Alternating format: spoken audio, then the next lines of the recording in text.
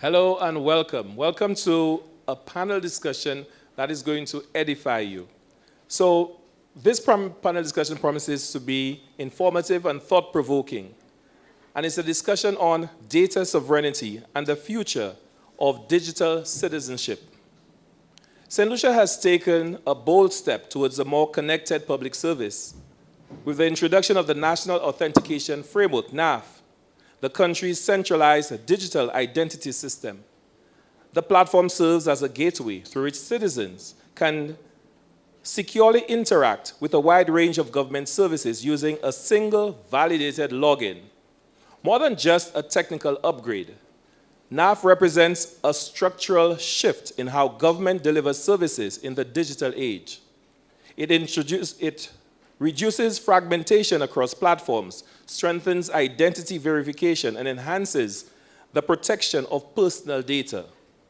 The rollout of the framework signals a clear commitment to modern, accessible government, placing convenience, security, and trust at the center of the citizen experience.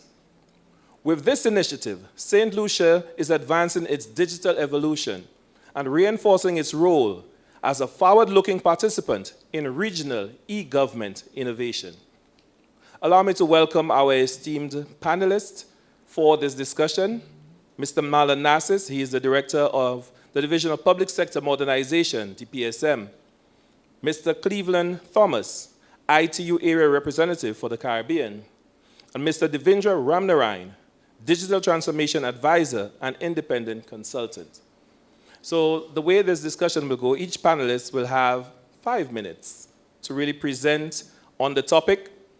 And then the moderator, myself, I will ask a few questions.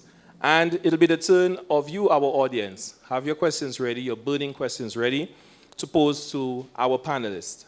So let's start off by getting to know each other. So Mr. Narcisse, I start off with you. Tell me just a little about your bio, who you are, and particularly in this field. Okay, good afternoon, everybody. And Glenn, thank you very much for hosting our panel discussion. And to my two esteemed colleagues, thank you for sharing this platform with me. Again, my name is Marlon Narcisse. I'm the Director for Public Sector Modernization. And I really started off my career in government in 1998 as the Network Administrator at the Ministry of Education. At the time, we essentially focused on the establishment of computer labs across the education sector. When I entered the system, we only had 1 or 2 labs, actually, one at the convent and one at the St. Mary's College. And on my departure in 2006, we implemented over 30 labs at the secondary school level and another 50 labs at the primary school level. So we've been doing a lot of work since 1998. I then moved on to Office of the Prime Minister, where we implemented the ICT and e-government project, focusing more on the implementation of policy and strategies to support the overall digital transformation space, looking at the legal and regulatory framework, and that's why I actually got involved in a lot of the review of the legislation. In fact, not even the review, the initial development of the legislation, namely the data protection, e-transactions, and computer misuse more specifically. We also focused slightly on the sharing of information, but at the time, there was not an appetite for that. And then I moved on to public service, focusing again on more strategy and policy development, which has led me here today as the Director for Public Sector Modernization, and really trying to lead that charge towards advancing Saint Lucia's digital transformation agenda, focusing not only from the public service level, but also at the national level as well. So again, I want to thank you for being here today to participate in this panel discussion. I look forward to a fruitful discussion throughout the afternoon. And we move to Devindra, and Devindra is coming to us out of Trinidad and Tobago. Devindra, tell us about your journey, your digital journey. I know you have a whole perfect. I think you look like you were in the cricket team and everything else, but I don't know all of that part. Yeah, okay, I'll be brief. So over the last couple decades, I've been working in public sector transformation driven by technology. I was fortunate about 12 or 15 years ago to have worked on the first national strategy for St. Lucia and on its refresh. I've done a lot of work in national ICT strategic planning, and more recently, I worked on the identity management systems, interoperability frameworks, data center design, and using technology for creating export of software, focusing primarily on open source software. All right, and then it's the turn of Cleveland. So tell us about yourself. So good afternoon to all of you. I am Cleveland Thomas. I am the head of the International Telecommunications Union. Our office headquarters for the Caribbean is in Barbados. So most of you who know me, first thing I always say is that I am a minister of the gospel. Apart from being the head of the UN agency for the Caribbean in the ITU, I minister the gospel. And that to me is extremely important. My history behind is simply that I'm a chartered accountant by profession, but beyond that, my master's is in policies, legislation, regulation, and ICT. I spent some time in being in TSTT, senior official there as the operator in Trinidad and Tobago. I also work as Trinidad and Tobago's National Chief Information Officer. And at the same time, beyond that, we established the first government agency for implementation of all of ICT. Since then, I'm with the ITU for the last 16 years. I just turned 62 years, so I believe I'm a pensionable age, and therefore anybody giving me trouble, I know what to deal with. I'm of age to do that. But all in all, I think we would have a good afternoon this evening together. Yes? Okay, I'll have to start preaching the gospel to look like you as long as you roll back the years. So, as I said, each panelist will also make a short presentation so that it edifies you as to, on this topic of sovereignty. So we start off with Marlon. Marlon, you go ahead. Okay, thank you very much. So I will go quickly through a 5-slide presentation that will focus on data sovereignty, but more specifically to focus on a concept that we spoke of earlier this morning as it relates to data embassies.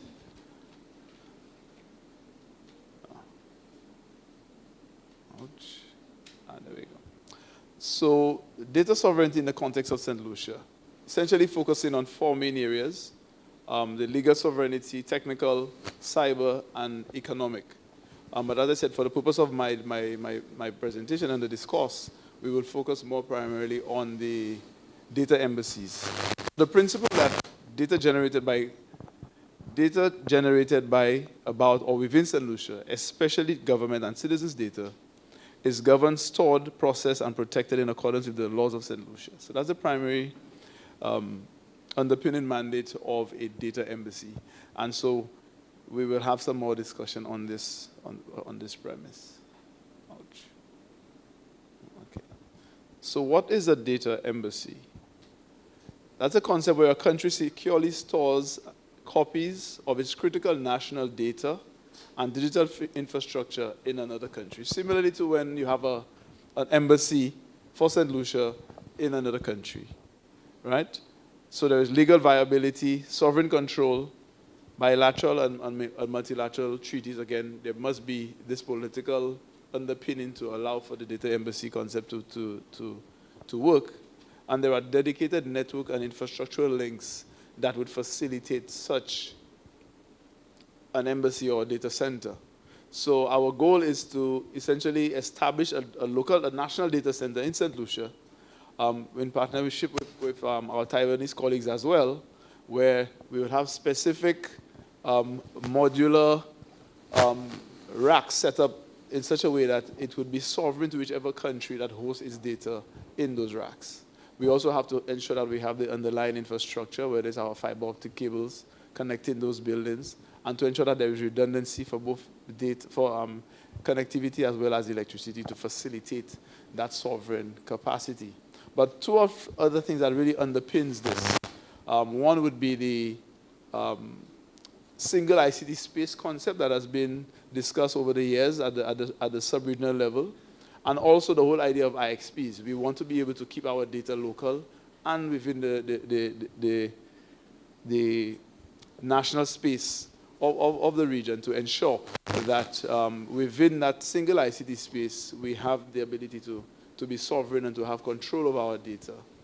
And Saint Lucia as a government actually has had several opportunities to really move in that direction, but more specifically, over the last 3 or 4 years, focusing on our financial management systems, for example, DigiGov, the treasury systems, even those systems that we've implemented for the cabinet, there's been a consideration, but where should we store our data? Can we trust our data to be stored in the United States or in Europe? And so we've had to come up with, outside of the overarching policy framework for that, we have had to come up with some ingenious ways to satisfy the requirements, of our political class to ensure that even in spite of putting our data out there, there is some level of protection for us, and ensuring that the data is protected, whether it's through a hybrid solution where the data is outside, but we back it up on a daily basis, or whether we have redundancy of that data across multiple jurisdictions to ensure that there is always an opportunity for us to get access to that data. So essentially what we're trying to do now at the sub-regional level with the data embassies is to bring that control closer to us as small sovereign nations in the Caribbean. So to end my presentation, I just want to say that we must look forward to an all-inclusive, sustainable, equitable, and responsible Saint Lucia. Yeah. Okay. All right. Thank you very much.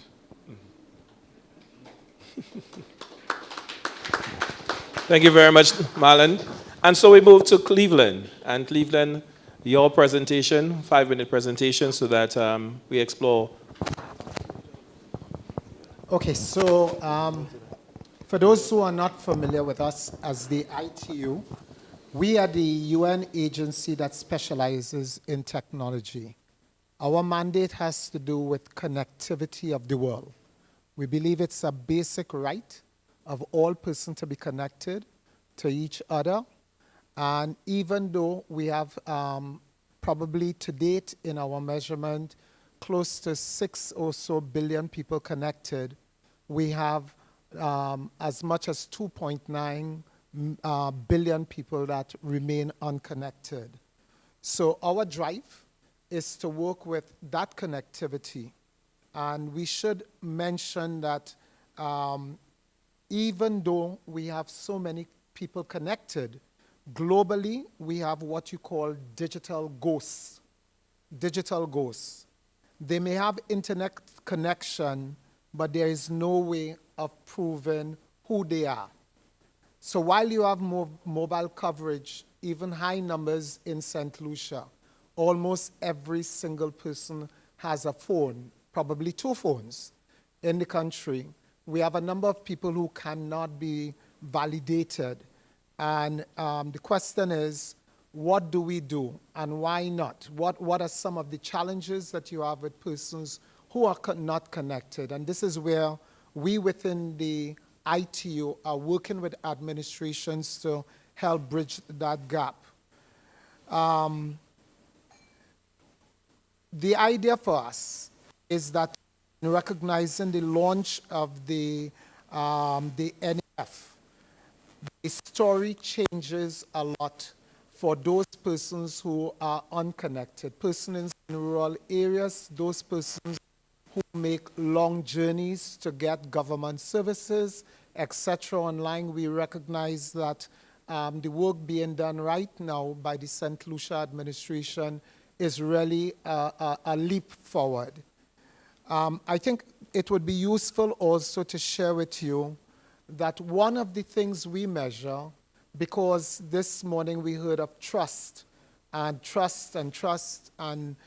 data sovereignty and so forth. The ITU, we measure something called the ITU Global Cybersecurity Index. We measure the extent to which The country has many of its reports. It is digitally safe, etc. Saint Lucia, we have determined that it is under Tier 4. We have different tiers, Tier 4, 3, 2, and 1. 1 being the highest level that a country can achieve, 4 being perhaps the lowest level, speaking to evolving. And that surrounds a lot to do with where St. Lucia is quite strong, like other Caribbean countries, as it relates to laws. But when it comes to digital skills and stuff like that, when talking about the technical areas outside of it, and cooperation, international cooperation, there is some work to be done. So what we have been doing, apart from just the NAF, the ITU, we have been engaged in a number of digital guardians, or what we call guardrails. Recently, I was here for probably a couple weeks in November, where we are working with the administration on the digital financial services. We're also working on the early warning for all system, as much as we are looking at the cell broadcasting, which is coming forward. You would hear a lot of those things when we go through the session with the discussion later on, but only to say here that a fundamental point as we move to the NAF is the ITU has the global responsibility for standardization, world standardization in terms of security, and so much more to make sure that you are able to take your passport, and when you go to another country and any other form of identification, it is standardized, it's recognized, it's acceptable, meeting certain minimum requirements. So briefly, we'll speak to a few other items, but just thought I'll give you a touch on the global side of things from an ITU perspective. Thank you very much, Cleveland. And now, Devindra. Thanks. Could you just bring the presentation up? Thank you.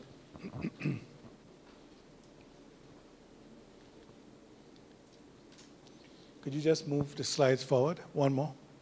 One more. Right. Now, you would have heard quite a bit from me this morning, so I'll try and keep mine a little bit shorter. We talk about the benefits of becoming a digital citizen and why you may want to join and become a member of the NAF. I wanted to touch on one sector in particular, the social sector, the sector where the elderly, people who are not able to afford certain things, get benefits from the state. And I wanted to just use that sector as illustrative of what the kinds of benefits you have, and just briefly some of the challenges you may encounter in trying to provide services to that sector. One of the things that becoming a member of NAF, and some of the things that Cleveland talked about, where you have cellular coverage or coverage, Wi-Fi coverage, so that everybody literally has the opportunity to be connected.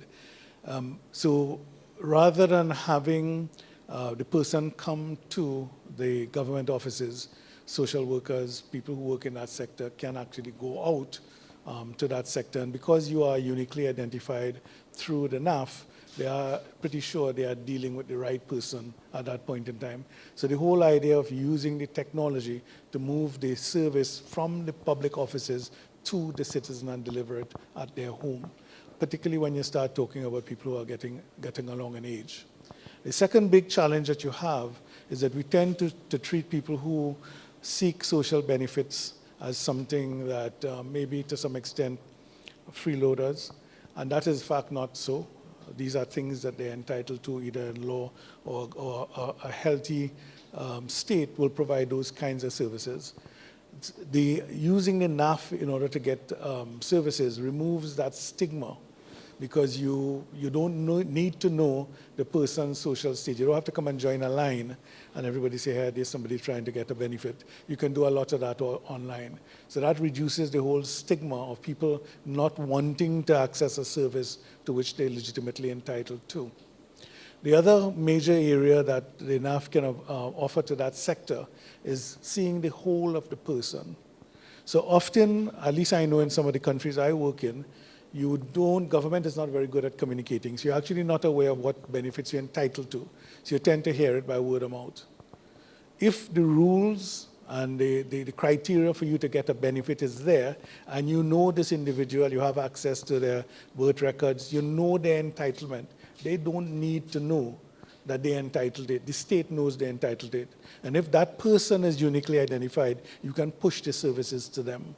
So by seeing that whole of person view, the equity in accessing social benefits to everyone who is entitled to it becomes a lot easier.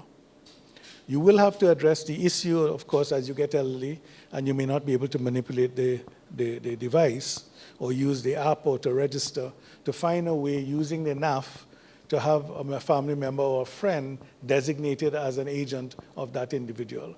And because you would know who that individual is, you can, and you have some handshaking between the two, so the person is able to log on in some systems just using their face, like logging onto an iPhone, and that authorizes the party to do the transaction on their behalf. So becoming a member of the NAF opens up the opportunity for you to treat every single citizen equitably and to give them what they're entitled to, the benefit that the state is providing to them. And of course, other benefits can be treated with similarly. So thank you so much, gentlemen, for those opening presentations. But I'm from, a farming community. I don't know much about ICT. And I am accustomed of seeing government open up tangible things. The St. Jude Hospital, a new fire station. How would you convince someone of the importance of this NAF and this activity? I see you ready to go to the mic, and then Marlon, you could always respond afterwards. You want Marlon to go first? Yes, so we have a policy of inclusion as part of our digital transformation in Saint Lucia. So with regards to the NAF and the availability of the government or DigiGov to provide support, we do have the DigiGov Service Bureau. With our colleagues in Taiwan, we've established digital centers where we also have a DigiGov component for persons who are not familiar, who cannot use technology, but still need that access to government services. They can go to those centers to request the service from trained persons who are at those centers to provide that support. Yeah, but how do you convince me that this is as big today, what has happened today is as big as open up a hospital? What would you say to somebody so that they now are convinced that they need to register, they need to participate? Give me one hook line that you think will convince them that they need to participate. Devindra, what has happened in Trinidad that you think has... Before Devindra answers, I can say, well, we've offered a tablet and a phone. We didn't get much interest in the start. Let's see how it goes at the end. Yeah. So one of the, and we're dealing particularly with the farming community, one of the things in Trinidad, I'm dealing specifically with Trinidad, is that the farming community, because we don't depend that much on agriculture, as a result of which we import a lot of food, which is not something that is sustainable. We need to have food security by getting the agricultural sector to grow. A consequence of that, government provides a lot of benefits. So if you buy a pickup in order to transport things, you get a government subsidy. There are a whole range of subsidies, fertilizers, seeds, refurbishing a cocoa estate so that you could produce more chocolate, which is now, I think, I forget how many thousands of US dollars per ton. So we also know that the fraud in providing those benefits is very high. If we can make it easier for a citizen through the NAF, because we know who you are, we can connect up to the Ministry of Agricultural databases, we could connect up to the tax offices so we can know whether you pay your taxes and all that. And we can make it relatively trivial for you to register from your phone to get your benefit. It becomes a little bit more attractive for you to want to participate. So one of the many things that's been done in Trinidad is to allow you to register remotely online and give you your benefits without all of the runaround. Rather than 6 to 8 months while we validate all the paperwork, we could cut that down to 2, 3, 4, 5 weeks. And that makes it more attractive for you to get into farming. If you're supposed to get a subsidy when you export something, we could connect up to customs. Once it leaves the boat or it leaves the plane, you automatically get your refund. Those kinds of things. We could only automate those things if we're sure it's going in the right bank account. Else we want you to come and pick up a check. We want to see you, we want to eyeball you, we want to make sure you're the right person. Those challenges disappear. We can automate everything. And we even looked at, I was trying to get IDB to pay for it, to use blockchains where at the recipient end, when you receive the cocoa, you can trigger the payment through an electronic contract and the money goes straight into your account. So I mean you can go from simple to very complex. Okay. You wanted to contribute to this, Cleveland? Yes. For the first time I saw a guy who gave his song earlier. I don't know him. Ezra. So what's his name? Ezra. Ezra. Defund machine. Yes. That was the whole name. It's people like him that we have to use, influencers and others who can speak the language of those persons on the ground. When he sings this song and dances to that music and does whatever he has to do, he might be able to capture a certain type of people. Similarly for businessmen, it's a different group, totally. You need to probably have incentives to get that businessman to know, even if it is for a period, you're reducing their tax or you give them, whether it's a computer or something of this sort. I think it's having that language channel in such a way and direct it to the person that is in need. Most of the time, people don't trust. And they don't trust certain groups. In some places, I don't know for Saint Lucia, it may be that their trust for government is more than the private sector or vice versa. And how do we do that? How do we bring it together? I think building that awareness, using the right people and targets, and also finding some way of making it work for the message. Sometimes it's not just the message, sometimes it's the messenger. And I think that's a way in which you could get that person from the agricultural field or health or anywhere else. I think that kind of shaping can help attract a lot more towards the field. So the issue of trust that you've brought up, so some people, they have a natural distrust for government, for whatever the reason is. But they will trust Google. They will sign onto their phones and they will put all their information in there. Is that a challenge that the authentication platform would have to overcome, that persons may not see why they need to sign onto the platform since there are so many other tools that are available? Okay, well, I would say access to government services is important. And one of the things that we're doing with the NAF is leveraging other social needs. So Devindra spoke earlier about the specific social aspect. We are working with the Ministry of Health because the government is about to launch universal health coverage.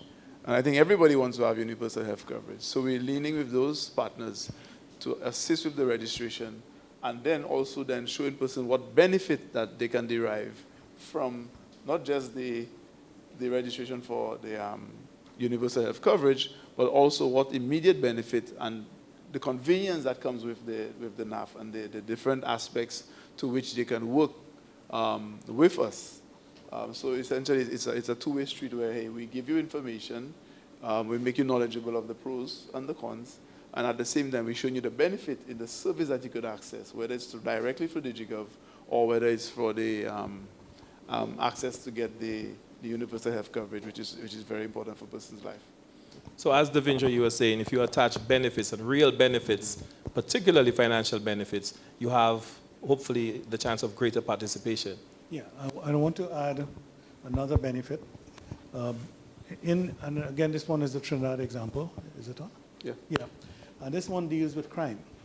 And perhaps moving away from simply having government being the driver of the adoption of the NAF to moving to small business folks, the SMEs and other small software developers. So one of the big challenges we had, I'm just going to give you two quick examples. One had to do with getting into a maxi taxi and getting kidnapped. The crime is a lot worse in Trinidad than it's elsewhere in the Caribbean. So what this particular individual came up with is a mobile app. There's a QR code on the vehicle. You want to tie the QR code in the vehicle to the driver, and you want to tie the QR code to the vehicle number, which requires the owner of the vehicle to register on enough. It requires the driver to register on enough. It requires the connection between the mobile phone through the interoperability platform to both databases. So that what you do as a citizen, you have to register at enough. You open up the app, and this actually works. The guy is trying to roll it out in Arima. You open up the app, you identify yourself to the app, you scan the QR code on the vehicle. In it pops up the picture of the driver. Is that the right driver? Pops up the picture of the number plate. Is that the right number plate? And now I know I'm driving in a vehicle who, because I am now registered in the app, if something happens, we know the owner of the vehicle, we know the driver. And then you build other features on it, panic buttons as you go along, regular SM updates to the party that you're going home to. Right. And simply, that is only possible because of the use of the unique identification from the app and the interoperability platform and the interconnections to the vehicle database, the driver's database, and to your authenticator system on the app. So government didn't have to do it. Government opened that up, and then that solution is quite powerful. And just one quick other one, if I may. We have a lot of rideshare applications that have developed, but people keep getting kidnapped. Again, you basically use the app, you say, I want somebody to pick me up, and you take them to some remote community, and you rob them, take their phone, their money, throw them out. If the person who is the passenger is uniquely identified on the nav, you know who the person is. You have their picture, you have their ID, you know where they live.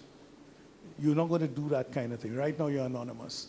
So open up the ecosystem to the hundreds of young people in this country who could knock these apps up in next to no time and promote it through their local, as Cleveland say, influencers, the right people.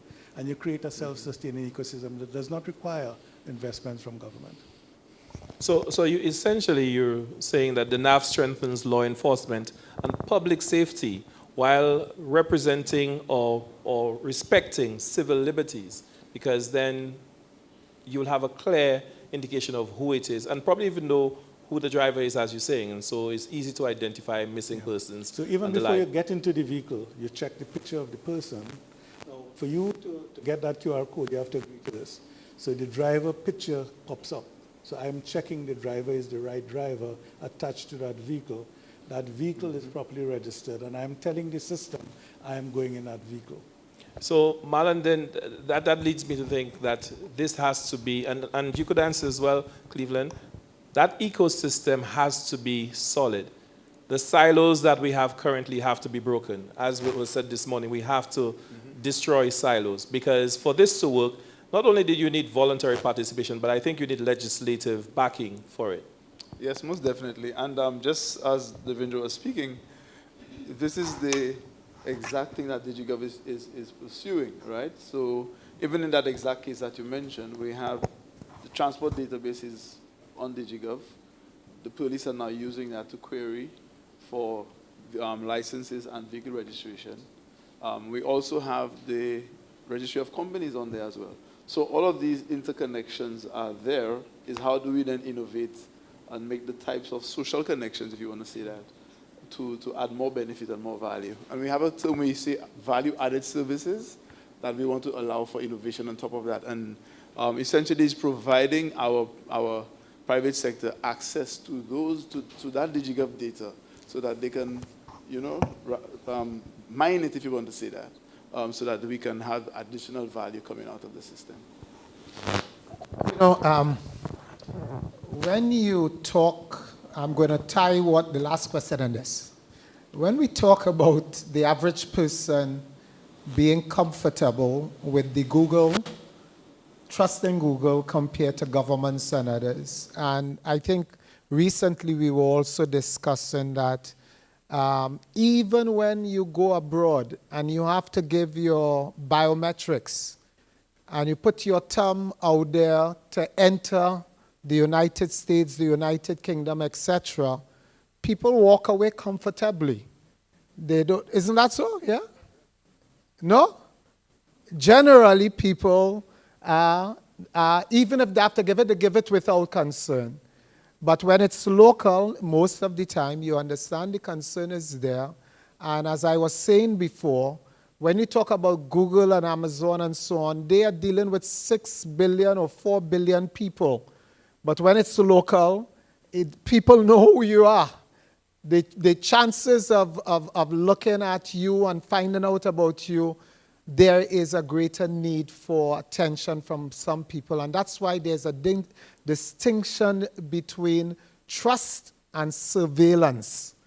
Because when we talk nationally, people believe that they are surveyed. They believe their information can be used against them. Google has no time with you and me, with 1 billion people, and therefore there's a greater level of comfort. But go back to the ecosystem. I think most of us watch the technology and there's a level of concern with it. But that is only 20% of the whole system. We still have to deal with the things of doing the normal things that we need to do and be careful. Despite the best technology, if you are not going to be changing your password or have dual or triple authentication or not sharing it or even having the skills to do it. Somebody went to an ATM machine, senior, they forget their password and they ask somebody at the machine to help them to withdraw the money, you know, and giving the person their password and walking away. Some simple things we have to look at. So to me, I believe that it is not only that aspect of it. It's how do we then train the person? How do we engender that kind of skill and development and spend time to build the system overall? The technology is there. It will work as much as we will help it or design it to work. But we as individuals, I think there is so much more we still have to do and be prepared to do. I wanted to add something, and this really will address the issue of government sharing data. I think we have to be careful in the presumption that when we say government is sharing data, they're giving it to somebody. So there are lots of techniques that does not require government to give you anything. So for example, I don't know if you card people when they go into a bar in Saint Lucia. You probably don't. We don't do it in Trinidad either. But if you went to a bar in the UK and you're looking young, like 62-year-old Cleveland, they probably will ask him to show he's over 18. Now, what do you typically do? Pull out your driving license and you show them your address, you show them your date of birth, you show them all kinds of things, whether you need to wear spectacles, your blood type, a whole bunch of things, whether you're donating your body in an accident. None of those things are relevant to the point. What you simply are able to do with the technology, the person asks government, is this person, right? And you could do it through the face, you could do it through a number of things, over 18 or not. They don't give you anything other than a yes or no. So you never get any data back. So if I was to take the example I told you about the motor vehicle, when I take a picture of the QR code and I take a picture of the face, technically speaking, you can ask if you had the face at the other side, if that face is attached to the vehicle, and you get back a yes or no. Rather than, if people don't trust it, putting out a picture of the face of the person. So you use a lot of yes, no. Does this vehicle, because your next to it is the Toyota Corolla, whatever, is that vehicle attached to that number, and you get yes, no. So you can use validation where the person is in front of you, they present the ID card, you key in the ID card information, valid or not valid. The state never gives you anything. When you present an ID to the bank, you are telling the bank, check it and make sure it's correct. At this point, all they could do, it doesn't look like a fake. It looks real. Without validation coming back yes or no, the state gave you nothing. You had it already. It just told you yes or no. So you can use yes-no validations to remove the stigma of the state giving you anything. And when you use that in combination, you could do some very powerful things with zero data being given from the state to the third party. So just bear that in mind. So with this in mind and what was indicated, what are some of the key security features built into NAF to protect citizens' data? That is one. And then I'm linking it with what you were talking about the ID. There has been a discussion about biometric authentication and technologies such as AI-driven facial recognition. How is government ensuring these technologies are secure and ethically deployed? And how soon do you anticipate this service probably to be added to the NAF if it has been a thought already? Yeah, so with the NAF, it's a free-phase process. So we're now launching the component of NAF for citizens and residents. There is a business component for businesses and companies, and then we'll focus on NAF as a service where government could now provide authentication services to the private sector, our financial institutions, etc. So when you ask also what are the security features associated built into the system? Yeah, so I cannot speak specifically to the specific technologies that we have, but the system is monitored 24/7, and we do have the basic things that we may all know here, like SSL certificates to protect, to show that it's a secure website, etc. One of the main things that we do, especially for the back-end process, you cannot conduct a back-end process outside of the government of Saint Lucia website. Network. So for example, today, since we're offering that service here, you needed to VPN into the government network to be able to access the data in the first place, right? And then obviously we have a lot of cybersecurity features with our firewalls, etc., and multi-factor authentication. So there is a robust cybersecurity apparatus behind DigiGov to ensure that we protect business data, and that is very critical in the whole idea of trust.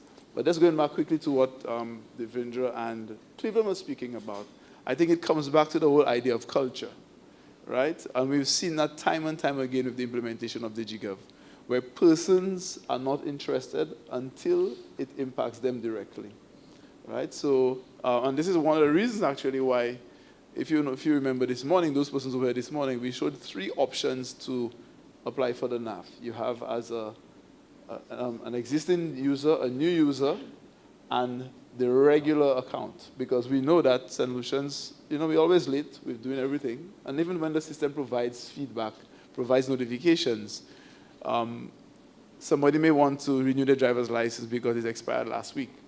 We don't want them applying for a NAF account because we need to do our back-end verification. So we're still providing you with the opportunity to do a regular basic account to quickly access the system to get the service that you require. So a lot of time it comes back down to the culture, and that is where we have found the most difficulty actually in the implementation and the rollout of the system. Yeah. Okay, just wanted to add a couple of things where the idea of offloading the complex problem to the technology and less so the citizen. So I'll touch on the first, because as you get older, the user interface of putting in and typing in a username and password, somebody looking over your shoulders, Cleveland alluded to, looking at your PIN or giving people your PIN to help you take money out is a source of problem. So one of the designs that I worked on and the country is implementing it now is to use your face as the authentication plus a 6-digit PIN. So literally what you do when you open the app, you look at so you link yourself into the library of routines that iPhone and Android has that does your face authentication to sign on. That is accessible through the app. So you literally look at the phone and the phone signs you in. So only the person who is in front of the phone is able to access the service. Part of the other thing that we knew that that particular solution would have, people didn't trust government to take the picture.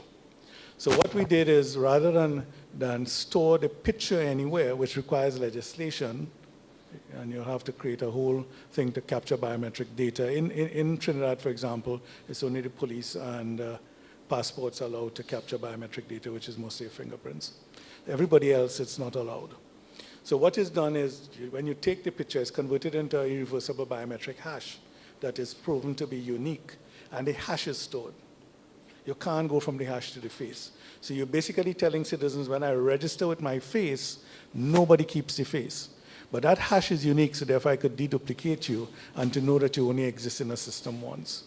But where it gets very powerful is logging on through either single sign-on or standardized sign-on. So every government portal has a QR code, You open the app, you point the app at the QR code, you use your face to log on and open the app. And because your face is already told to the app, that is told through your hash to the system, and the system logs you in. So literally you do nothing other than look at the phone and log onto a government website by scanning QR codes, and that design works already. So not very complex. The idea was complex, but the execution of it was straightforward. So now any person, regardless of the age, who can look at a phone and open the phone can log onto a government website and be uniquely identified because that thing is linked to your NAF.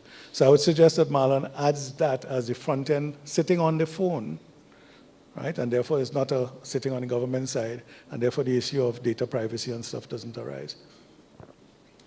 Just to add that when we talk about the NAF and your identity, and coming from the international telecommunication and the rest of the world, remember your identity is not only within the boundaries of Saint Lucia. Your ID card, you don't want it to be just useful within your country. What about within CARICOM? What about when you go beyond CARICOM? How can it be used and used singly? And that's where compliance with international recommendation and standards are critical as part of the design of your NAF.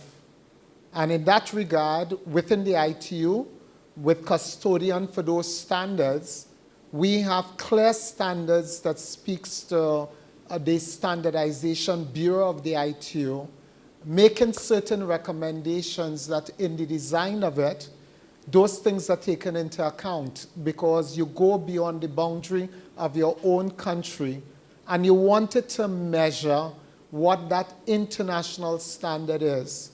You want them to operate, and you also want them to recognize anomalies, etc., alerts, and all the things. I will not go into the names of some of those recommendations, but when you do have time, just look at the ITU-T-X recommendations for compliance. And those we talk about speaks to the likes of protection, authentication. It speaks, and you would see numbers like 1254, 509, etc. Important because it will tell an administration if they are in compliance. What are the rules? And this is where the NAF in itself had to take its own measurement as a tool to guide it in its design. So all of that I'm saying is to bring some level of confidence that if it is workable internationally, then here there should be little, I mean, you ain't going to absolve all the concern, but you do have a compliance that it meets those for Singapore as much as the US and other parts of the world. It's just a matter of ensuring that it complies with those standards and recommendations. Just before you come in, so in line with what you're saying, and hopefully you could build on that, so are you saying that the NAF can position St. Lucia for regional interoperability across CARICOM even, and further afield? Or how far can it go? Is it because it is our national framework, but how far can this go in terms of being something that will be recognized even out of St. Lucia? Again, it is based on a country and its agreements. You may have agreement, just like we saw recently with the free movement of people between Barbados and I think 3 or 4 other countries in the region. That means that you are going beyond your country. What are some of the agreements you have? Or some of the resolutions you pass, certain conventions that are being met, etc. And how do you tie it in with other kinds of agreement? I cannot speak to St. Lucia and how far it will go, but the reality is that I would like to believe that for any administration, you are not doing all of this and protecting all of that because international cooperation is needed. If somebody is delinquent or done something illegally, you want to be able to get the cooperation of any other government to help you because most likely they will not be living here. They might be very well using a similar identity, false or otherwise, in another part of the world, and you want that link to know exactly who we're dealing with. Yeah, I just wanted to expand on that use of international standards, which I'm pretty sure Marlon is already doing. If we were, in fact, doing that, then interconnecting the two systems of two countries becomes trivial because you're following international standards.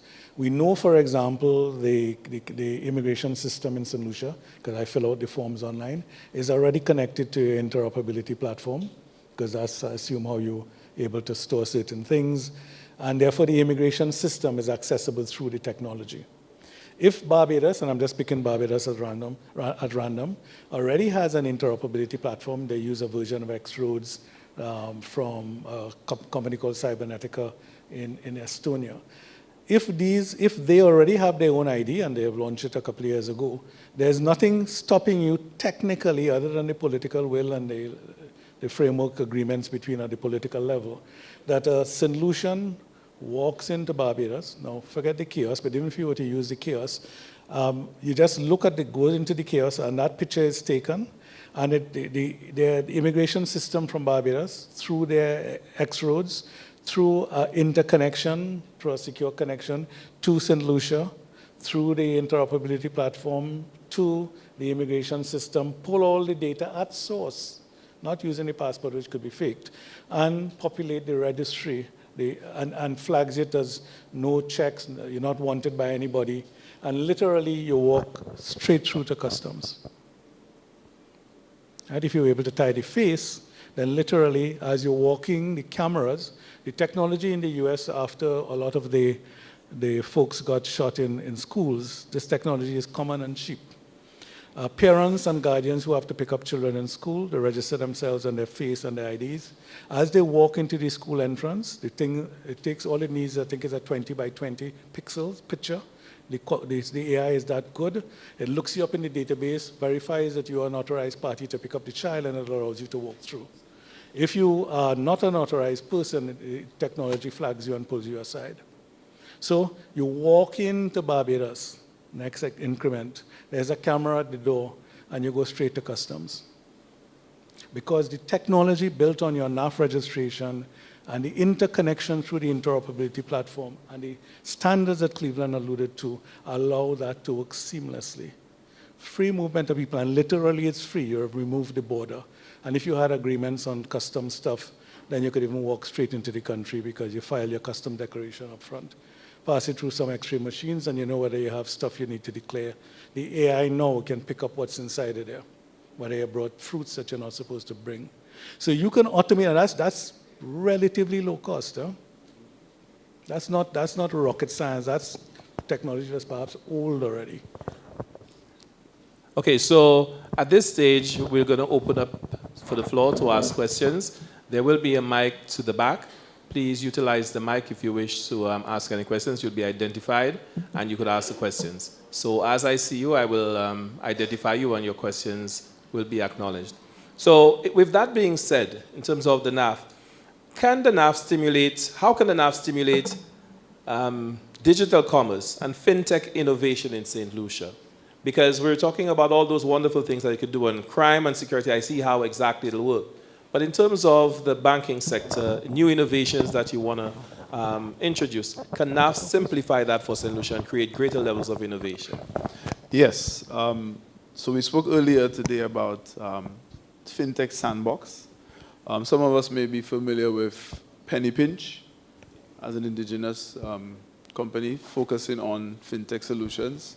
We also want to have Penny Pinch as a payment option on DigiGov, right? And it fits within our whole thrust towards digital financial services, right? So we want to be the, in that terminology, we call it KYC, Know Your Customer, and we can provide that support to Penny Pinch so that they can validate their users, and the users can be validated once they go to make a payment of DigiGov. We also want to be able to have DigiGov as NAF as a service through our own DigiGov app, right, which would function in a similar manner. and then again provide us with the ability to have a lot of the products of DigiGov on that app. So we no longer have to depend on a lot of the paper that comes out of the system right now. And so it's a gradual, slow maturity process. But going back to the regulatory sandbox, one of the things that we want to do as a pilot, because under the Caribbean Digital Transformation Project, the mobile app that we're going to be developing, there would be a requirement for identity management as well. So we want to use that project to facilitate the use of the sandbox to really understand how the technology works and what type of regulations that can be lowered or increased to provide that level of connectivity and allow for the innovation that can take place with that integration with the NAV. So it depends on the creativity of our business community and how they wish to roll out tools. So Devindra, before you come in, I want Cleveland to come in. So Cleveland, from your global perspective, globally, what is the biggest digital gap that you've seen, particularly for small island developing states, for implementation of technologies such as this? And also, could you tell us whether there's been any jurisdiction in the region that has already started their a similar NAV? I mean, like in the beginning of my presentation, 5 minutes, I spoke about the extent to which there is connectivity and the extent to which there is this gap, and is the verification gap. That's the big one. Those persons who, what we call digital ghosts. You have internet access, but you just do not have an ID of some presence of some kind. And we know still that even though Saint Lucia has a high level of mobile penetration and over 70-something% for internet, still the extent to which people are utilizing it, probably based on costs, or the level of access in rural areas, whatever the inhibitors might be, that's a gap. Those persons who just are not having that connectivity to finance and other things. We have seen that. We have a lot of studies online. If you go to the ITU data dashboard and you just put in Saint Lucia, you will see where Saint Lucia is, and you are doing extremely well in some areas, and some areas you still need to do some work. Cybersecurity, very good in some areas, but like others, there is some work to be developed. How do you go about treating with that? I think I must commend Saint Lucia for today and for this NAF initiative, because what you are doing is you are closing that gap. The components that measure Saint Lucia being at tier 4 and now moving to tier 3 or tier 2, this is some of the things that you're doing. Having this conversation here and getting feedback is equally important for it. And I should also add, we are working with Marlon, and the government minister is here. We were here on your training the regulators on the mobile security app. The same thing I just said about penny pinch. Your regulators right now are working with the ITU and continue to train on how are these apps safe. When you put your money or you put your information over there, is it safe to say you're going to a party and pay for that online? And is it enough? And what are some of the things that would highlight? We are working with your administration on some of those things right now. And the government has expressed its concern, not because somebody developed an app and it's working that it's good enough. You know, you have to have it tested, and can we help you to do that? So we are doing that. And also we through the Marlon's group, to bring some level of comfort, there is the governance body that was created. This is the first time you are bringing finance, banking, the Digicel, the regulatory, the ministry all together to make sure that these things are compliant with international standards at the same time to make sure that people's information it's safe. So those are some areas, and I believe that it will really augur well for Saint Lucia. Who else is doing some of that? You all have in the Caribbean region, a number of countries are already also on the same path. The challenge I find is that people tend to go it alone, trying to have that harmonized approach that, as Devindra eloquently said, you go into the airport and you have the benefit of just your face walking through without having to fill out forms. Some countries are far more ahead than others. Why is that not a common thing for the region, like most other things that you have? So I believe that is a way forward. Yeah. Now, Devindra, you know about this facial recognition.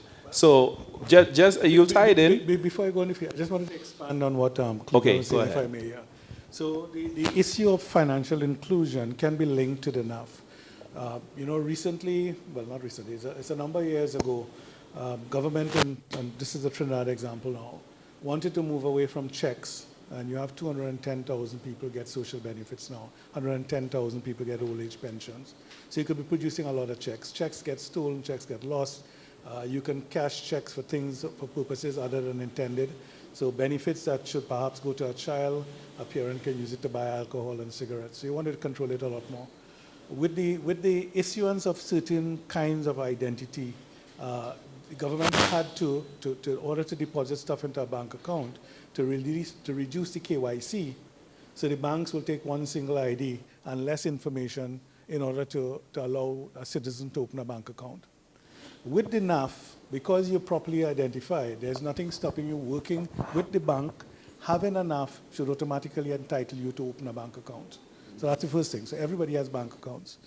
We look at the model that India has, right? If you want to do micropayments, you want to pay for a car park, you want to buy something in the market, there's a QR code. And everybody does this now. And this is universal almost in India. You simply open your phone, scan the QR code, punch in the amount, 200 rupees, punch in your 4-digit PIN, and the money goes from my account into your account in real time. So with the NAF, if everybody is allowed to open a bank account, then all the micropayments is simply a matter of using your phone and scanning a QR code. Financial inclusion immediately. Government can now put payments, refunds directly into their account. It's not very complex. And then you open up the ecosystem and the sandbox for people to build on that basic connectivity. So you just need one bank to agree to have that connection and pilot it with that bank. Within a matter of 3 to 6 months with the launch of the NAF. Now, when we ask, why would you want to take up the NAF? Because you no longer have to work with cash. Anything you want to buy, buy KFC, point to the QR code, one two-piece, and transfer how much EC it is. And you start developing killer reasons for people to want to take the NAF. The NAF ceases to be an abstract concept, right? And to me, you should find a really nice name, like Aadhaar is about identity. It's about the soul of you. That's the Indian word. Each of those words have something. If you brand it with something that belongs to Saint Lucia, I am using me. This is something that's Saint Lucian to make my payment. People gravitate to it a lot better. So you can get universality of financial inclusion, and people who don't traditionally want to become part of the sector will become part of the sector. I think unless the incentive is tangible, and financial incentives are normally a quick way of drawing persons in, because if you get your payments done, get monies into your account, it makes it easier. And I think even before we were speaking, you were saying that if persons don't want to be part of the system, they could still, the manual approach is still available. It won't be eliminated, but they will recognize that if a payment via the NAF will take 2 days, it may take 2 weeks via the other system. And so that might be an incentive to say, hey, let me move and get my payment quicker. Now, with the whole issue that you mentioned of being able to walk through an airport and being easily identified, so many people fear digital ID equates to surveillance. How can governments distinguish between identity verification and state tracking. Is there a difference, or is it per institution, or is the NAF a surveillance tool as well? Yeah.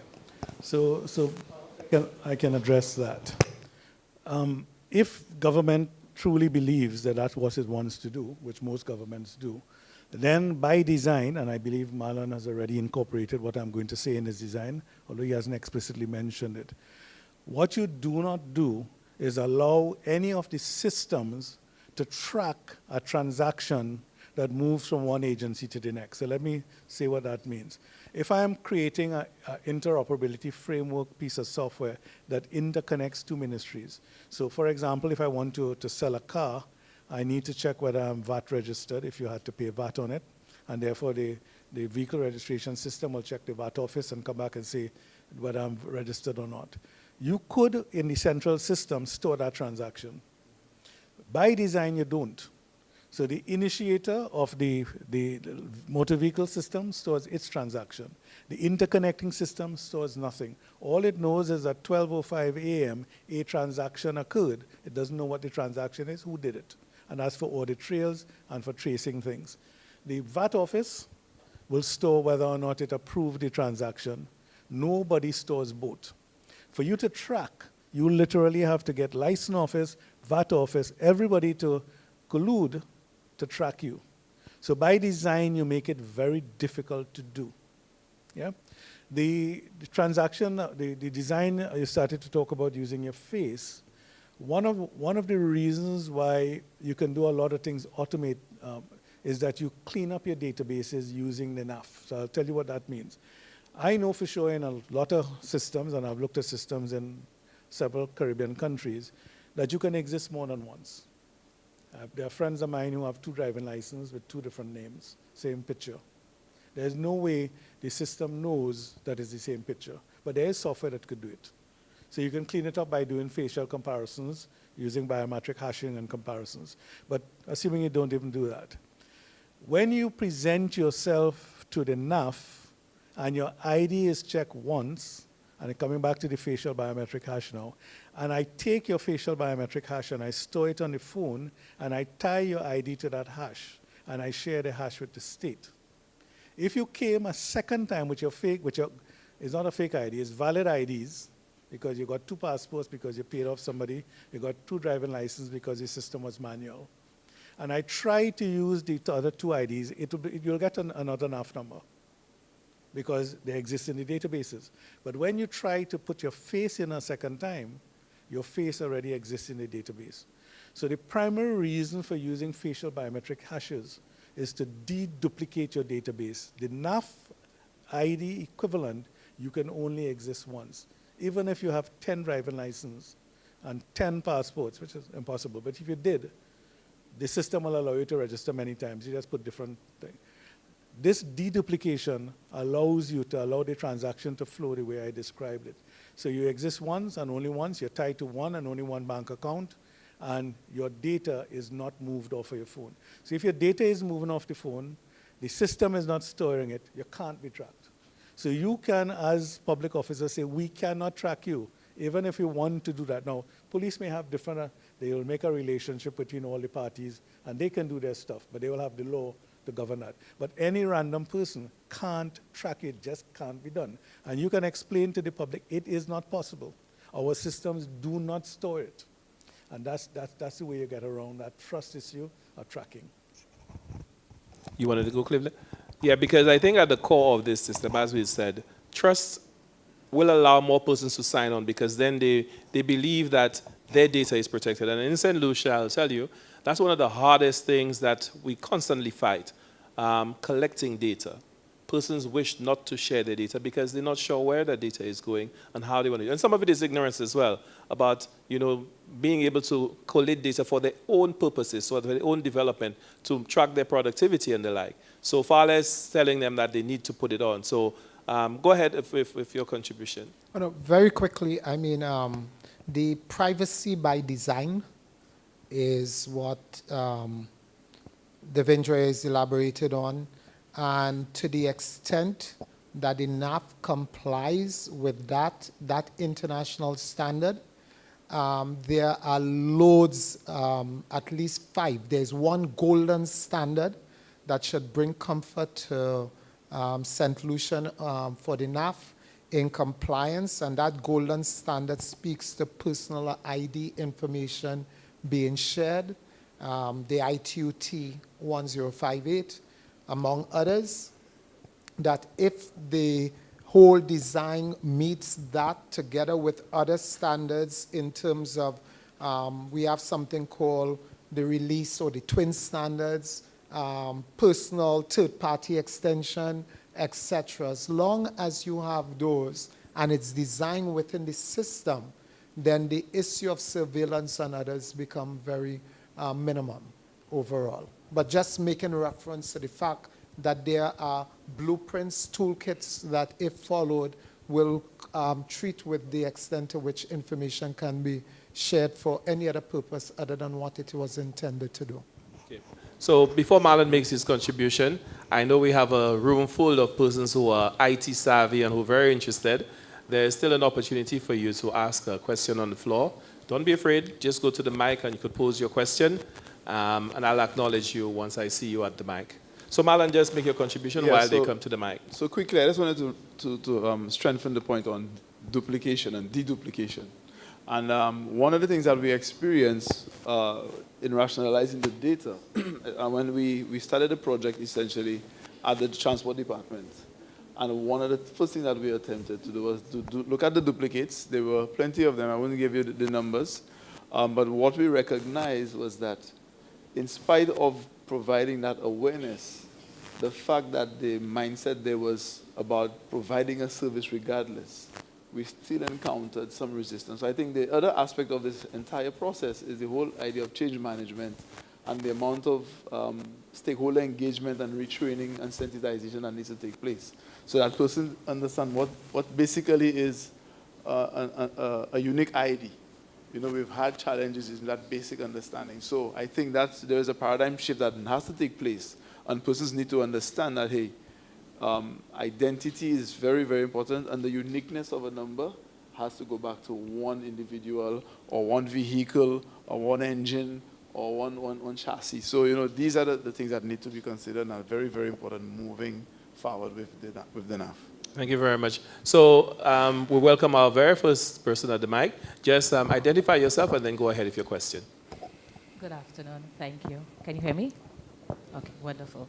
My name is Jasmine Weeks. Thank you for such a lively, enlightening discussion. I have been literally at the edge of my seat. I have one observation and one question. My observation is that it seems that much of the discussion here is about building trust and basically discovering ways to encourage the citizens to sign on to the NAF. My question is from a different stakeholder perspective. I am a young person. I am employed by the government.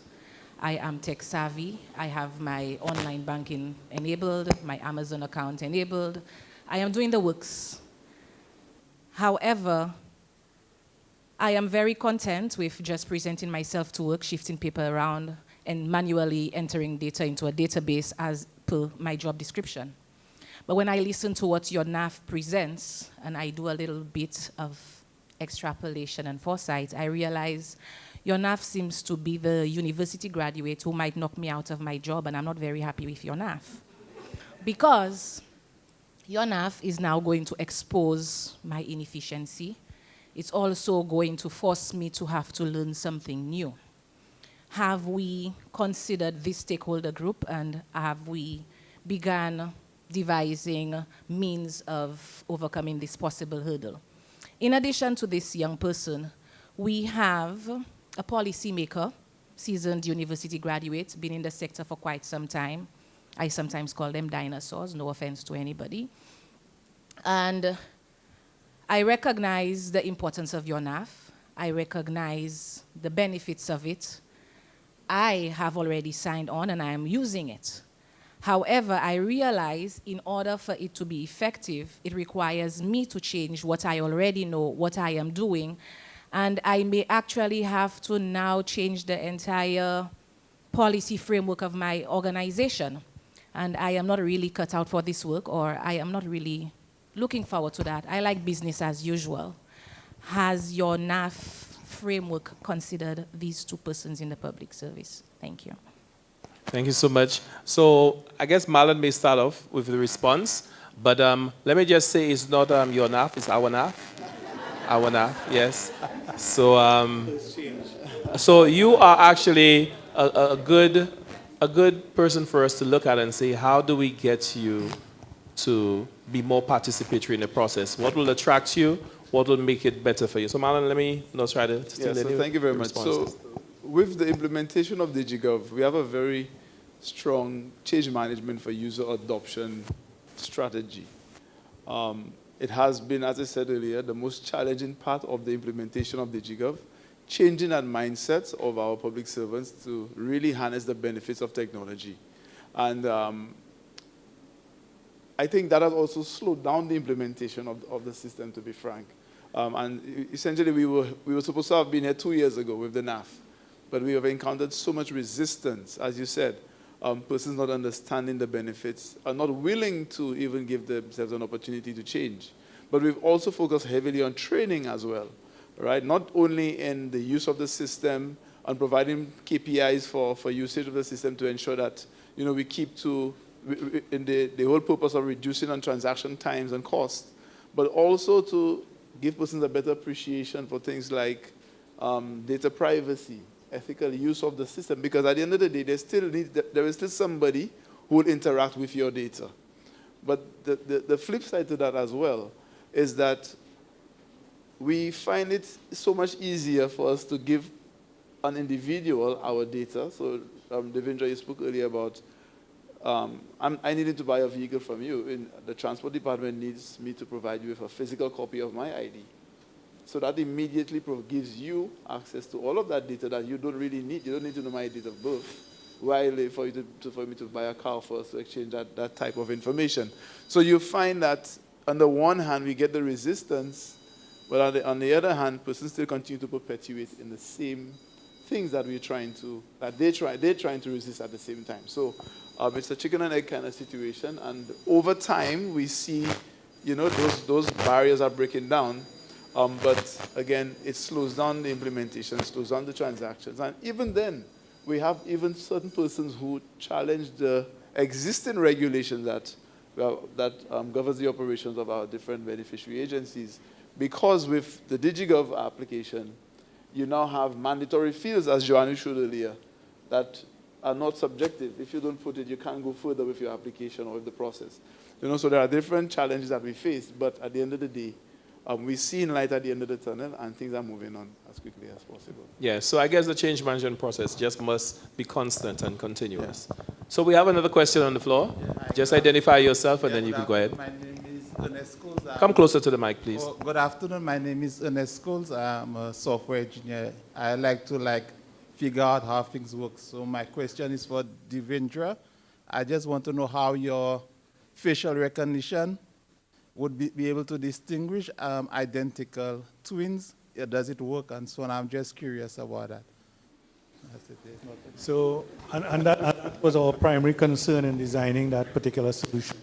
So the first thing that was done was to ensure we built the entire platform on open source software, so we had a lot of control of the technology, and we weren't reliant on a vendor to do the checks that we needed to become comfortable that it was doing what it needed to do. So we didn't have to go to a vendor and say, how are you handling twins? We could check it ourselves. So that was the first decision that was made. The second decision was made is that in procuring the AI, for converting the face to the biometric hash, you needed to be NIST certified, and you needed to be in the top 50 in the US NIST, National Institute of Standards and Technology in the US, which you can just Google, you'll see the list. You could only be a company in that top 50. We eventually had to make it 100, because we didn't have a lot of money and people were charging too much. But the first, you had to be in the top 100, and you had to have your database to show where your training came from. You had to show that you had sufficient people of Caribbean-type ethnicities that the software wasn't North American based and was only picking up people of a particular facial structure. So we did all of that, and we found a piece of software that fit the standards, tested by NIST, certified by NIST, that we were comfortable with the training data. We also got from 2 or 3 agencies that stored pictures, people like the Elections and Boundaries, and I'm just using random names because I don't want to cause problems with this. The passport folks, the folks with the driving license, they have pictures. And if they give you a lot of dead people who are not there to think, you can use it to further train the software, and you're pretty sure it's localized for your.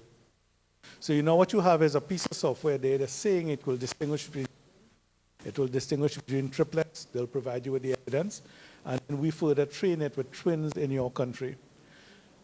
That doesn't mean that twins wouldn't slip through. But what will happen is the system will say the face is the same person, but when you look at the birth paper and you look at the names and you look at it, it'll be a different person.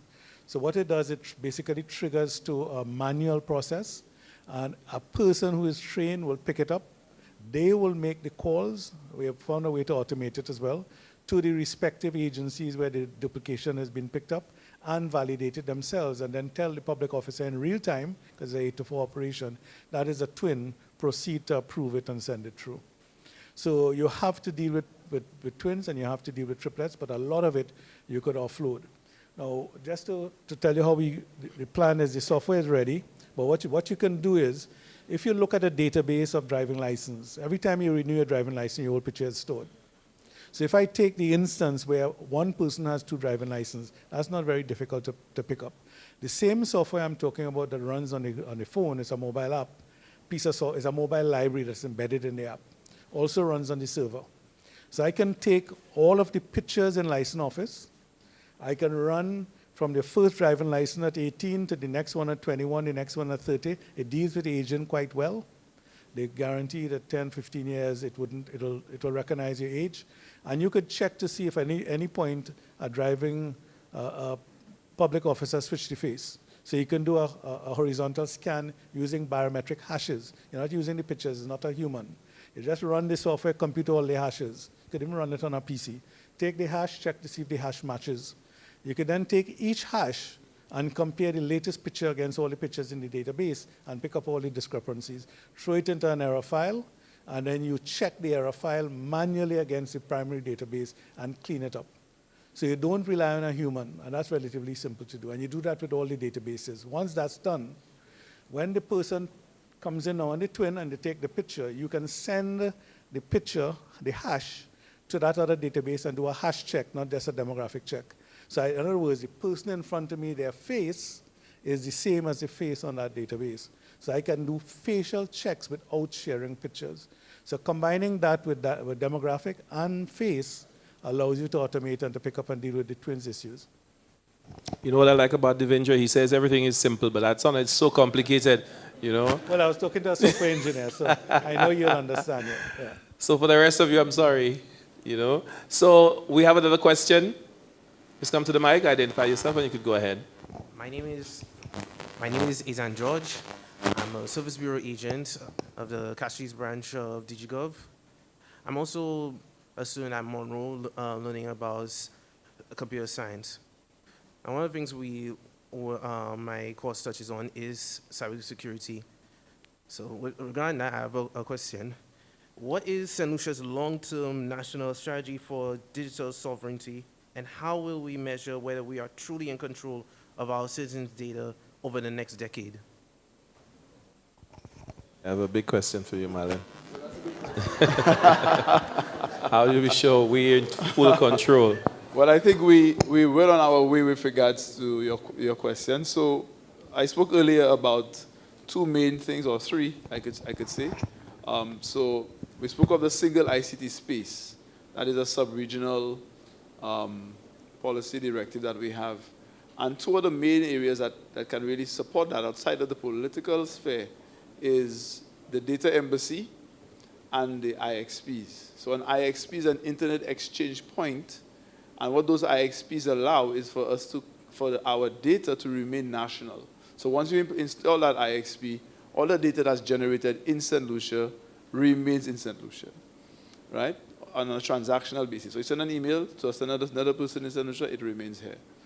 The other aspect of that is the data embassies. And again, when we spoke earlier, we said that with a data embassy, I am able to back up my data, my national data in another country, as it is almost like an embassy of Saint Lucia in that other country.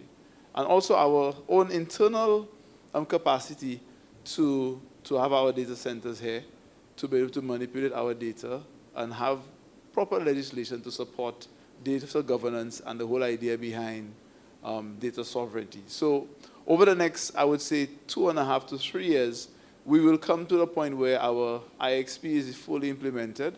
And we did have an IXP before, but it was not maintained, but we have more long-term plans, putting the institutional and the framework in place to support the long-term sustainability of the IXP for Saint Lucia. So that will be coming into fruition sometime this year, and our hope is to launch the IXP during the, in June, at some point during Public Service Week or so.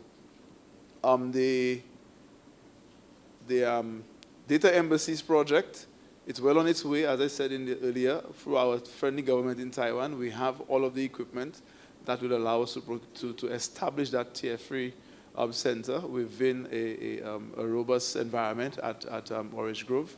And so we have that in place as well, in addition to the data center that is being implemented as part of the Caribbean Digital Transformation Project. So we do have a lot of infrastructure going in place. And to add on to that, we've already developed our, we're in the process of developing our cybersecurity strategy. We already have a broadband strategy in place, and the implementation of that CERT and the ability to be able to monitor our network traffic in Saint Lucia without the support of any of the telecom providers. So we have a lot of capacity, both human and technical capacity, to support our digital data sovereignty going forward for the next 5 to 10 years. Okay, so imagine that we're almost out of time. It's 5 minutes left. And so it's really into wrap up. So I'm going to ask each of you just one question, really. So we start off with Cleveland. So Cleveland, what role does regional harmonization of legislation play in strengthening trust and adoption? What role does regional harmonization of legislation play in strengthening trust and adoption? I guess it's adoption of framework like the NAF. Do we need to, because you remember you mentioned that if you leave St. Lucia's shores, this should be able to be something that should be carried out in Barbados. So is there a need for regional harmonized legislation? Yes. Actually, just before coming here, I was part of a panel dealing with data in Curacao and the data vault. And that was one of the questions about international or regional regulation or cooperation. The fact is we are not doing a very good job regionally in terms of cooperation. We speak well and we have the nice language and so forth, but the reality is not so. And therefore, we recognize one person on the panel spoke, a business person spoke about the cost to that business of having to go each time to each country to understand the country's law, to understand their regulation, and even negotiate on different terms and conditions, and how wonderful it would have been if there was something that was harmonized or common. And that's not the place. The cost of doing business is high, and it would have been less, which could have been passed on to customers simply because of no common approach. In some areas, yes, it is.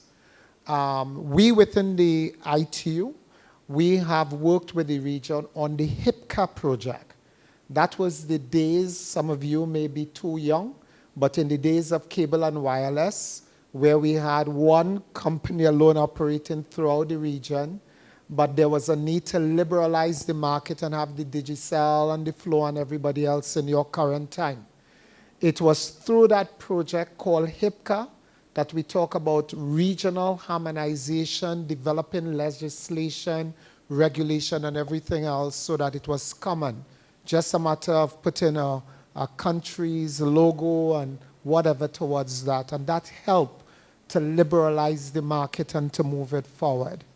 And similarly, right now, the ITU, together with CTU, is working on the harmonized ICT regulation for the Caribbean region. We literally have been working for the last 2+ years, and I can tell you, Moderator, it has not been easy. It has not been easy to get that done in terms of that harmonized approach. The point being, it's recognized as important, but trying to have that legislation or law for the entire region, 5, 6, 10 countries, it's difficult. It's not insurmountable. Europe has it. If Europe can do it, why not us within the region? So yes, it is important. It cuts costs. It helps us to move the agenda forward as one voice, and it takes that political will. And what I say fundamentally in everything that we do, if you give me a good leader without money, I can get the job done as long as you have the right leadership. You give me all the money, all the people, everything, and you have a terrible leader, it will and we'll be crawling like a snail. So I put it together that it has a place, its importance, it is important, and you cannot move forward as one country. When we join together as a region, it's 20 or so coming together that would be a bigger market than our singular approach or thinking. One, two. So, Devindra, what measurable outcomes should government track to determine if digital ID is truly improving lives? Yeah, I think that's a tricky one. I think ultimately you should be doing transaction polling. So whenever a citizen does a transaction using the EID or the NAF, you should ask them to volunteer to do some kind of survey and provide you with feedback. And then that perhaps would be a good indicator, although most people wouldn't take the option up.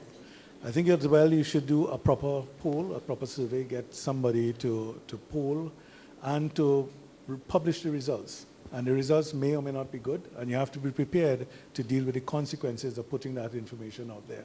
So, because if it's bad, you can't hide it.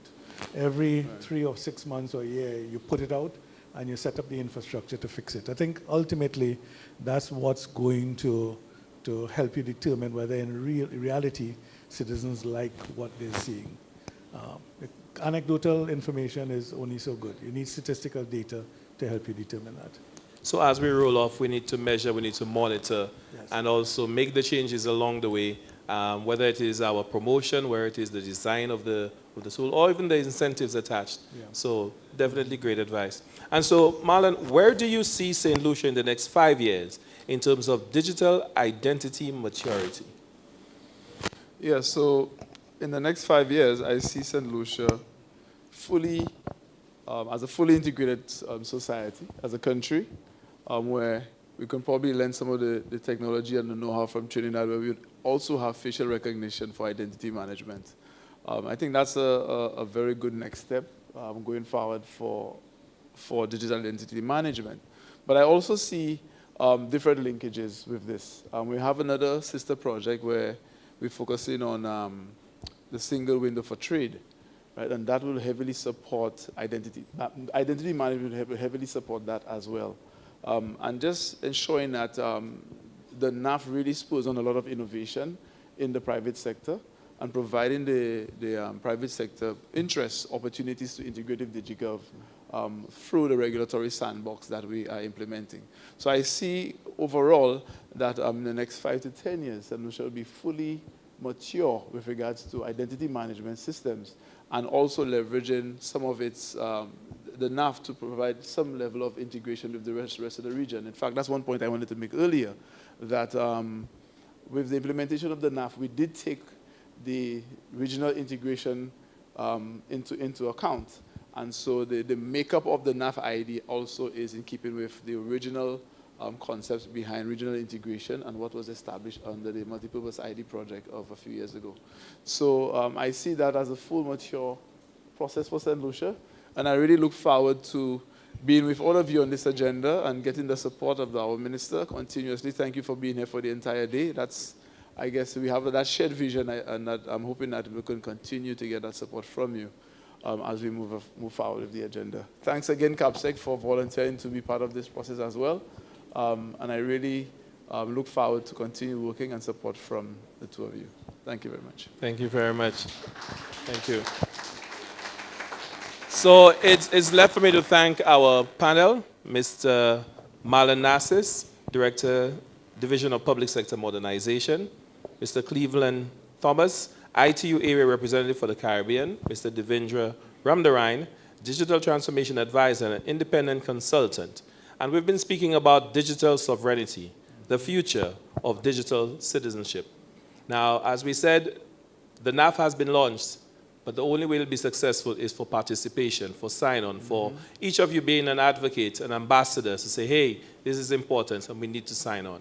So let's make it happen. Let us get Saint Lucia moving. As we said, do for some on that digital journey. Thank you very much. I've been your moderator, Glen Simon.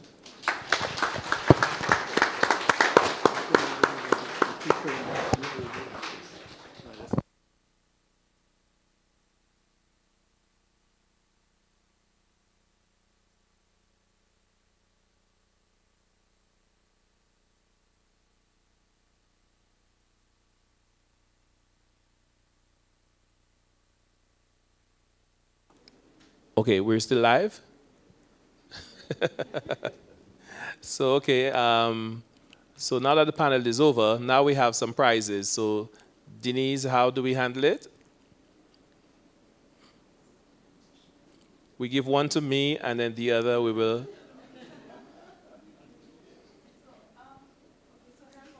Go to the mic, yes, please. Just lower for her.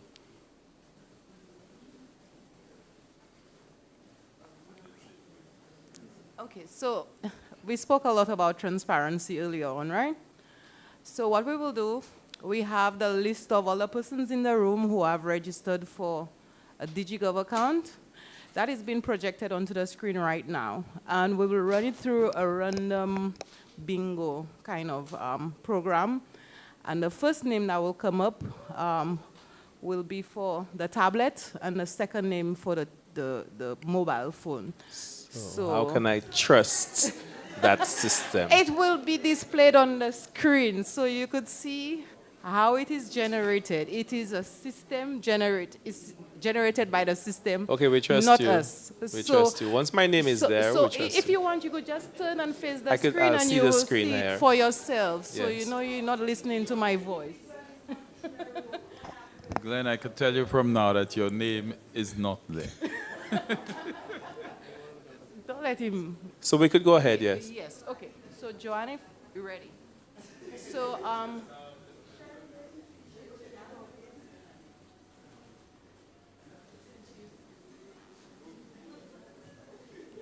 So we could go ahead with the draw. And what are we drawing for first? The cell phone? The tablet? The tablet is cheaper? The box is bigger. Is bigger. So we're going for the tablet first? Okay. So it is a state-of-the-art tablet that all you need to do is put your face close to it and it will do everything for you.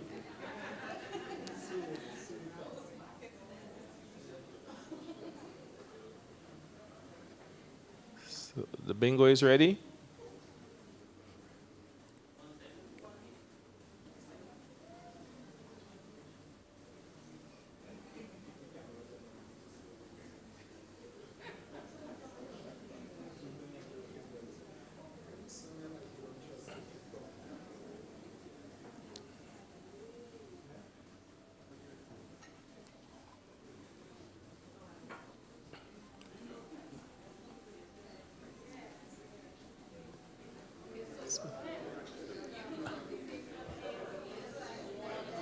I'm looking at them at the back, yes.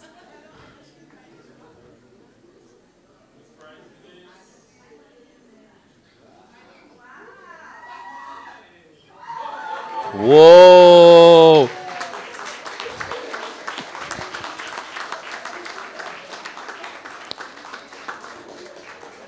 Congratulations.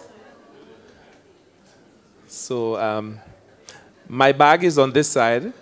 Here, my bag is on this.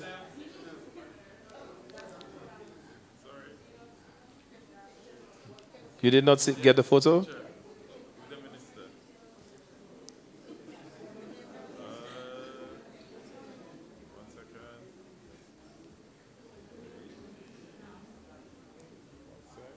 So congratulate Janelle Augustine on winning the tablet. Donated by Flo. And she has promised to deliver it to my bag across here afterwards. So we're going now for the cell phone, and it is a state-of-the-art cell phone.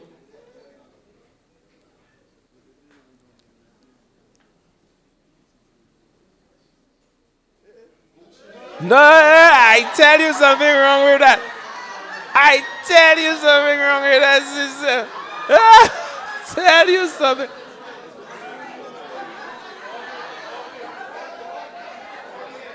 You see? Janelle, okay, so one of them.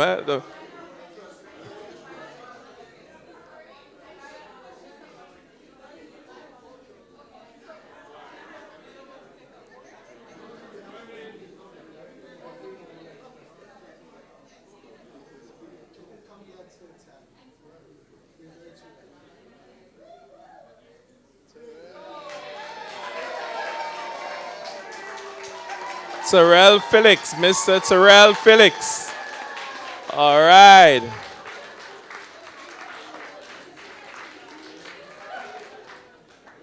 So you see I gave you a chance, right? So put the phone across by my, when you...